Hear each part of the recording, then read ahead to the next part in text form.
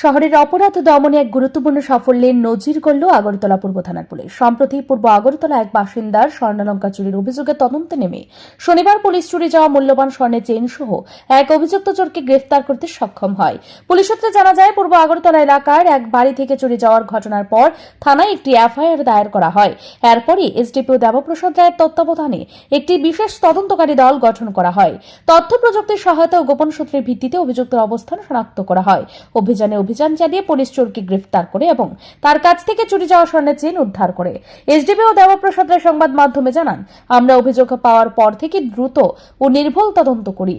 আধুনিক প্রযুক্তি, গোয়েন্দা তৎপরতা এবং পুলিশের সক্রিয় পদক্ষেপের ফলে অভিযুক্তকে শনাক্ত করা সম্ভব হয়েছে। এই সাফল্য পুলিশের তৎপরতা ও জনসেবার প্রতি অঙ্গীকারের প্রমাণ।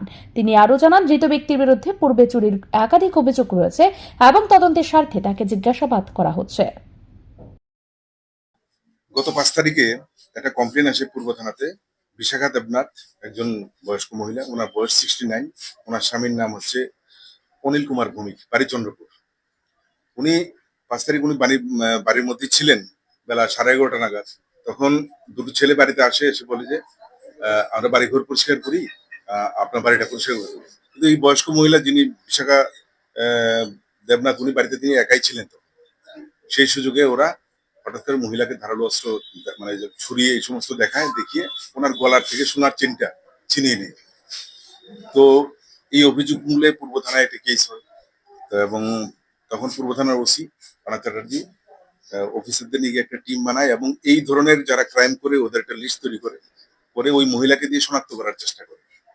তো মহিলা যে ধরনের বিবরণ দেওয়া হয় সেই অনুযায়ী মোটামুটি আইডেন্টিফাই করা যায় যে এটা কে হতে পারে। তার মধ্যে গতকালকে বিশ্বজিৎ তাঁতি নামে, যার এলাইস নাম হচ্ছে গুনু, তার বাড়ি হচ্ছে লক্ষ্মীলুঙ্গা, আন্ডার এয়ারপোর্ট পিএস, তাকে আইডেন্টিফাই করা হয় এবং তাকে অ্যারেস্ট করা হয়।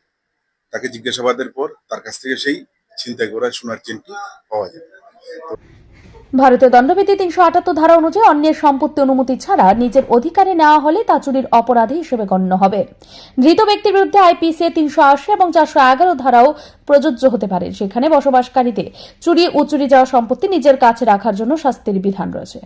পুলিশের ভূমিকা তখন ছিল ঔপনিবেশিক আমলে প্রতিষ্ঠিত শাসনের হাতিয়ার, কিন্তু স্বাধীনতার পরবর্তী ভারতে পুলিশের প্রধান দায়িত্ব নাগরিকদের জানমালের সুরক্ষা এবং আইনের শাসন প্রতিষ্ঠা। আগরতলা পূর্ব থানায় এই ঘটনা সেই ঐতিহাসিক পরিবর্তনের স্পষ্ট প্রতিফলন, যেখানে পুলিশ বাহিনী অপরাধ দমন ও জনগণের আস্থার প্রতীক হয়ে উঠেছে। ব্যুরো রিপোর্ট, ঋদ্ধি নেটওয়ার্ক।